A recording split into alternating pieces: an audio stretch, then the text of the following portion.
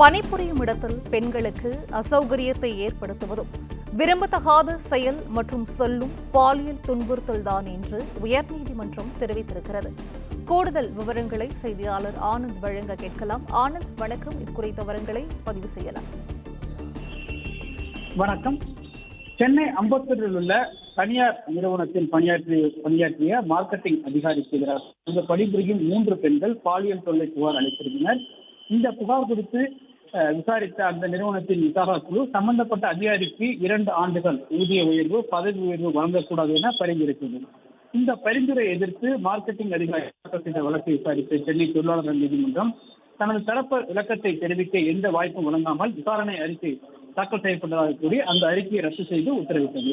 இந்த உத்தரவை ரத்து செய்ய கோரி தனியார் நிறுவனம் சார்பில் சென்னை உயர்நீதிமன்றத்தில் மனு தாக்கல் செய்யப்பட்டது. இந்த வழக்கை நீதிபதி மஞ்சுளா முன் விசாரணை செய்தது. அப்பொழுது தனியார் நிறுவனம் தரப்பில் குற்றம் சாட்டப்பட்ட நபர் பெண்கள் வேலை பார்க்கும் மேஜைக்கு பின்னால் நின்று கொண்டு அவர்களுக்கு எதிராக சொத்து கை குலுக்க கூறுவதாகவும் உடைய அளவுகளை கேட்டு தவறாக நடந்து கொள்வதாகவும் தெரிவிக்கப்பட்டது. விசாரணை இயற்கை நீதி கொள்கையின்படிதான் விசாரித்தது என்றும் 3 பெண்களும் சம்பந்தப்பட்ட நபரின் செயல் மற்றும் வார்த்தைகள் தங்களுக்கு எப்படி பாதிப்பு ஏற்படுத்த என்பது குறித்து விசாரணை குழு முன்பாக தெளிவாக கூறியதாகவும் வரையறுக்கப்பட்டது.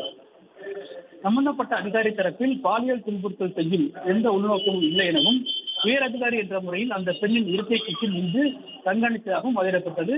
அதிகாரி தரப்பு வாதத்தை ஏற்க மறுத்த நீதிபதி பணியிடத்தில் பெண்களுக்கு அசௌகரியத்தை ஏற்படுத்தும் அல்லது சொல்லும் கூட சட்டப்படி பாலியல் துன்புறுத்தல் தான் என தெளிவுபடுத்தினார். மேலும் தொழிலாளர் நீதிமன்றம் பிறப்பித்த உத்தரவை ரத்து செய்த நீதிபதி விசாரணை குழு பரிந்துரைகள் செல்லும் எனவும் உத்தரவிட்டார். பணியிடத்தில் பெண்களுக்கு ஏற்படும் பாலியல் துன்புறுத்தலுக்கு எதிராக சட்டம் பாதிக்கப்பட்ட பெண் ஒரு நடத்தை உணர்கிறார் என்பது முறைப்படுத்துவதை தவிர துன்புறுத்தலின் நோக்கங்கள் பார்க்க வேண்டிய அவசியம் இல்லை எனவும் நீதிபதி தன்னுடைய உத்தரவில் தெரிவித்திருக்கின்றார்.